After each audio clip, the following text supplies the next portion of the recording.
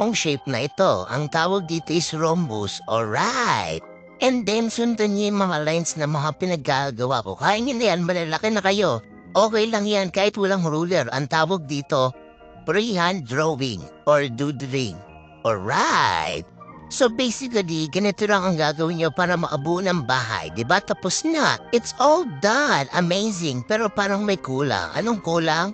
Details. Lagyan natin ng details. Alright. So after nung simpleng bahay na yon, kayo na bahala gumawa ng mga details. It's your own creativity. Amazing! Ano ba? Pero kung 2 MB lang ang brain at hindi makakreate ng details, gayahin nyo na lang ako or mag-research kayo ng reference. Alright, tapos na. Kulayan and voila, you have a bahay like with the house. Tapos line dito, puganto. Dito, line dito. Tapos line dito. Alright! Tapos another line dito. Then circle dito. Masyadong malapit yung isa. Liitan natin konti yung bubong. Masyadong mataas. Lagyan natin ng konting. Yan, alright. Tapos lalagyan niyo ng details. Mga bintana. Tapos yung ganito ng kotse, huwag mong paggagawing ganito. Dapat pa ganito. Nagets niyo ba?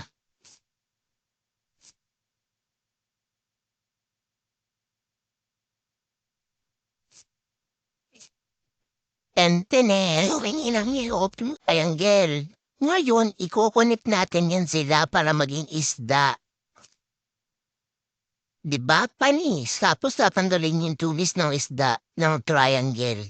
Tapos gagawin natin yung buntot, parang pa ganito. Tapos letter C. Palagyan natin ng ganito.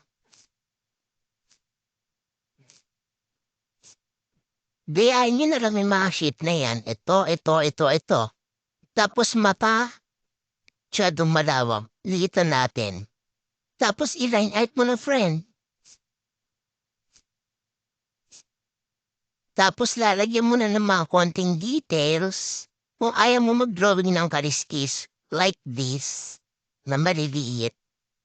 Ganito na lang. Okay din naman yung ganyan. Tapos yung buntot, yung details ng buntot, susundan nyo to. Tapos dyan kayo mag-line. And topic, alright. Mag-drawing ng hindi perfect na bilog. Basta dapat hindi perfect yung circuit, okay? Tapos 2 lines. Oval shape mo parang pa ganito. Ito yung susundan natin para makagawa tayo ng mga leaves, okay? Ito yung trunk niya, pwede niya kong gawing pa-island, pa ganyan. Susundan niya lang itong mga ginawa nating circular shapes. Okay lang kahit hindi niyo masundan gaano. Okay lang yun.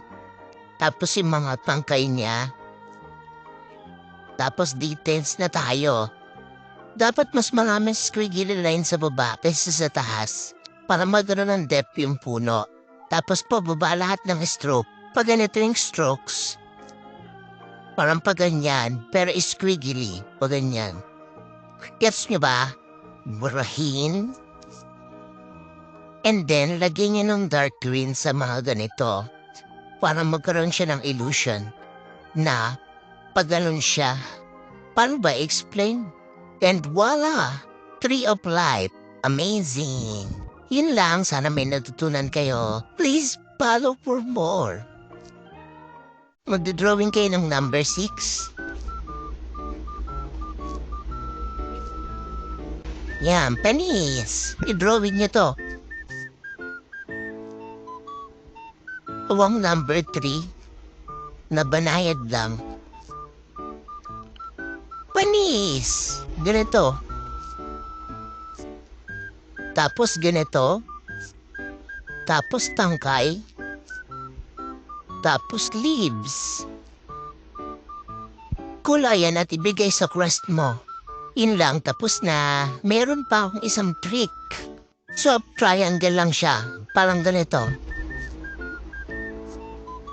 Tapos, i-overlap mo lang siya.